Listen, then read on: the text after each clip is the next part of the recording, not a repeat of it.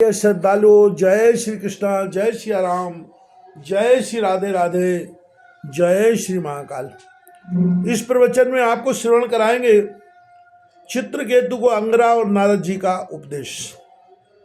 श्री सुखदेव जी कहते हैं, परीक्षित राजा चित्रकेतु शोकग्रस्त होकर मुर्दे के समान अपने मृत पुत्र के पास ही पड़े हुए थे। अब महर्षि अंगरा और देवर्षि नारद उन्हें सुंदर सुंदर उक्तियों से समझाने लगे। उन्होंने कहा, राजेंद्र, जिसके लिए तुम इतना शोक कर रहे हो वह बालक इस जन्म और पहले के जन्मों में तुम्हारा कौन था?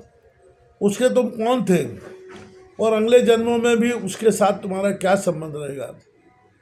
जैसे जल के वेग से बालू के कण एक दूसरे से जुड़ते और बिछुड़ते रहते हैं, वैसे ही समय के प्रभाव में प्राणियों का मिलना और बिछोड़ होना रहता है।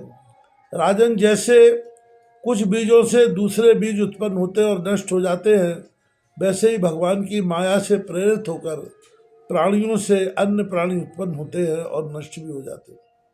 राजन, हम, तुम और हम लोगों के साथ इस जगत में जितने भी चराचर प्राणी वर्तमान हैं, वे सब अपने जन्म के पहले नहीं थे और मृत्यु के पश्चात नहीं रहेंगे।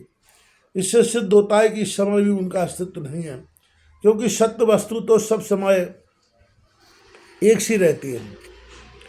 भगवान ही समस्त प्राणियों के अधिपति है। उनमें जन्म मृत्यु आदि विकार बिल्कुल नहीं है। उन्हें ना किसी की इच्छा है और ना अपेक्षा है। वे अपने आप परतंत्र प्राणियों की सृष्टि कर लेते हैं और उनके द्वारा अन्य प्राणियों की रचना, पालन तथा संहार करते हैं। ठीक वैसे ही जैसे बच्चे घर घरौंदे खेल खिलौने बना बनाकर बिगाड़ते जाते हैं, परीक्षित, जैसे एक बीज से दूसरा बीज उत्पन्न होता है, वैसे ही पिता की देह द्वारा माता की देह से पुत्र की देह उत्पन्न होती है। पिता, माता और पुत्र जीव के रूप में देही हैं और बाह्य दृष्टि से केवल शरीर। उनमें देही जीव घट आदि कार्यों में पृथ्वी के समान नित्य है। राजन, जैसे एक ही मृत्तिका रूप वस्तु में घटत्व आदि जाति और घट आदि व्यक्तियों का विभाग केवल कल्पना मात्र है, उसी प्रकार यह देही और देह का विभाग भी अनादि एवं अविद्या कल्पित है। सुखदेव जी कहते हैं, राजन, जब महर्षि अंगरा और देवर्षि नारद ने इस प्रकार राजा चित्रकेतु को समझाया बुझाया, तब उन्होंने कुछ धीरज धारण करके शोक से मुरझाए हुए मुख को हाथ से पोंछा और उनसे कहा। राजा चित्रकेतु बोले, आप दोनों परम ज्ञानवान और महान से भी महान जान पड़ते हैं तथा अपने को अवधूत वेश में छिपा कर यहाँ आए हैं। कृपा करके बतलाइए, आप कौन हैं? मैं जानता हूँ बहुत से भगवान के प्यारे ब्रह्मवेत्ता मेरे जैसे विषयासक्त प्राणियों को उपदेश करने के लिए उन्मत्त का सा भेष बनाकर पृथ्वी पर स्वच्छंद विचरण करते।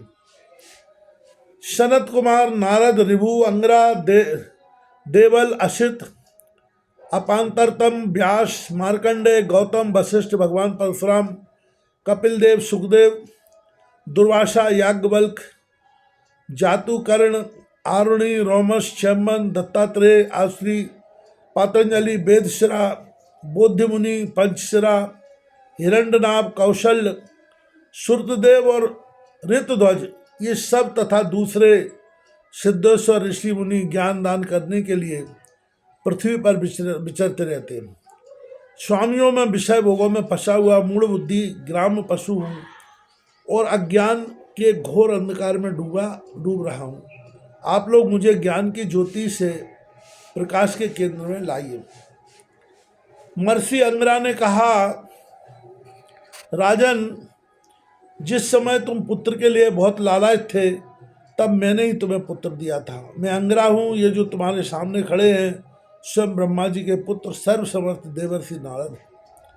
जब हम लोगों ने देखा कि तुम पुत्र शोक के कारण बहुत ही घने अंधकार में डूब रहे हो, तब सोचा कि तुम भगवान के भक्त हो, शोक करने योग्य नहीं हो, अतः तुम पर अनुग्रह करने के लिए ही हम यहाँ दोनों आए हैं। राजन, सच्ची बात तो यह है कि जो भगवान और ब्राह्मणों का भक्त है, उसे किसी अवस्था में शोक नहीं करना चाहिए। जिस समय पहले पहले मैं तुम्हारे घर आया था उसी समय मैं तुम्हें परम ज्ञान का उपदेश देता, परंतु मैंने देखा कि अभी तो तुम्हारे हृदय में पुत्र की उत्कट लालसा है, इसलिए उस समय तुम्हें ज्ञान न देकर मैंने पुत्री दिया। अब तुम स्वयं अनुभव कर रहे हो कि पुत्रवानों को कितना दुख होता है। यही बात स्त्री, घर, धन, विविध प्रकार के ऐश्वर्य, संपत्तियां, शब्द, रूप, रस आदि विषय, राज्य वैभव, पृथ्वी, राज्य, सेना, खजाना, सेवक, अमात्य, सगे संबंधी, इष्ट मित्र सबके लिए है, क्योंकि ये सबके सब अनित्य हैं। सूरसेन, अतएव ये सभी शोक, मोह, भय और दुख के कारण है। इनके मन के खेल खिलौने हैं, सर्वथा कल्पित और मिथ्या है, क्योंकि ये न होने पर भी दिखाई पड़ रहे हैं। यही कारण है कि ये एक क्षण दिखने पर भी दूसरे क्षण लुप्त हो जाते हैं।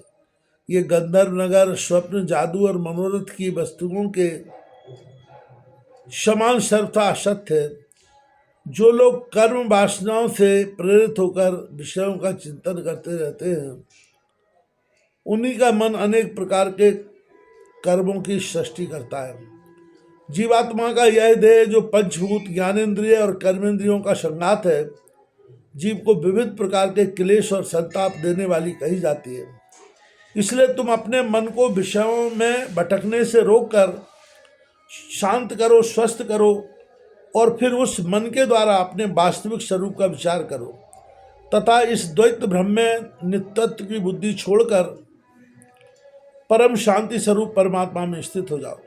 देवर्षि नारद ने कहा, राजन, तुम एकाग्र चित्त से मुझसे यह मंत्रोपदेश ग्रहण करो। इसके धारण करने से 7 रात में ही तुम्हें भगवान शंकरसन का दर्शन होगा। नरेंद्र प्राचीन काल में भगवान शंकर आदि ने शंकरसन देव के ही चरण कमलों का आश्रय लिया था। इससे उन्होंने द्वैत भ्रम का परित्याग कर दिया और उनकी उस महिमा को प्राप्त हुए जिससे बढ़कर तो कोई है ही नहीं, समान भी नहीं है। तुम भी बहुत शीघ्र ही भगवान के उसी परम पद को प्राप्त कर लोगे।